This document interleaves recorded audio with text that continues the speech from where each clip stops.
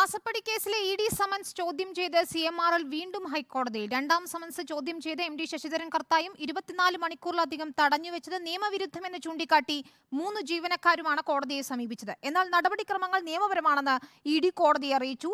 CMRLന്റെ ഹർജി ഹൈക്കോടതി അവധിക്കാല ബെഞ്ച് വെള്ളിയാഴ്ച വീണ്ടും പരിഗണിക്കും. ഗുരുതര ആരോഗ്യ പ്രശ്നങ്ങളുണ്ടെന്നും നേരിട്ട് ഹാജരാകാൻ ആകില്ല എന്നുമാണ് CMRL MD ശശിധരൻ കർത്ത നൽകിയ ഉപഹർജിയിലെ വാദം. ഈ സാഹചര്യത്തിൽ ഇ.ഡിയുടെ ചോദ്യം ചെയ്യലിൽ നിന്ന് ഒഴിവാക്കണമെന്നാണ് ശശിധരൻ കർത്തയുടെ ആവശ്യം. പ്രായാധിക്യവും ഗുരുതര ആരോഗ്യ പ്രശ്നങ്ങളുമാണ് കാരണമായി ശശിധരൻ കർത്ത ഹൈക്കോടതിയെ അറിയിച്ചത്. Senior officer Anju Rachel Kuruvila ഉൾപ്പെടെയുള്ള 3 ഓഫീസർമാരെ രാത്രി മുഴുവൻ കസ്റ്റഡിയിൽ വെച്ചത് ഹൈക്കോടതി ഉത്തരവിന് വിരുദ്ധമാണെന്നാണ് CMRLന്റെ മറ്റൊരു വാദം. സൂര്യോദയം മുതൽ സൂര്യാസ്തമയം വരെ മാത്രമാണ് ചോദ്യം ചെയ്യാൻ നിയമപരമായ അനുമതി.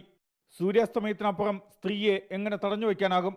കടുത്ത നടപടികൾ പാടില്ലെന്നായിരുന്നു ഹൈക്കോടതിയുടെ നിർദ്ദേശം. ഇതിനു വിരുദ്ധമായാണ് ഇ.ഡി. 3 ഉദ്യോഗസ്ഥരെ രാത്രി മുഴുവൻ തടഞ്ഞുവെച്ചത്. ഇവരിൽ നിന്ന് ഇമെയിൽ, പാസ്വേഡ് ഉൾപ്പെടെയുള്ള വിവരങ്ങൾ ഇ.ഡി. ആവശ്യപ്പെട്ടത് ഭരണഘടനാ വിരുദ്ധമാണ് എന്നുമായിരുന്നു CMRLന് വേണ്ടി ഹാജരായ മുതിർന്ന അഭിഭാഷകൻ സിദ്ധാർത്ഥ് ലുത്രയുടെ വാദം. വനിതാ ഓഫീസറിന്റെ നേതൃത്വത്തിലാണ് ചോദ്യം ചെയ്തതെന്നും നടപടിക്രമങ്ങൾ നിയമപരമാണ് എന്നുമായിരുന്നു ഇ.ഡിയുടെ അഭിഭാഷകന്റെ മറുപടി.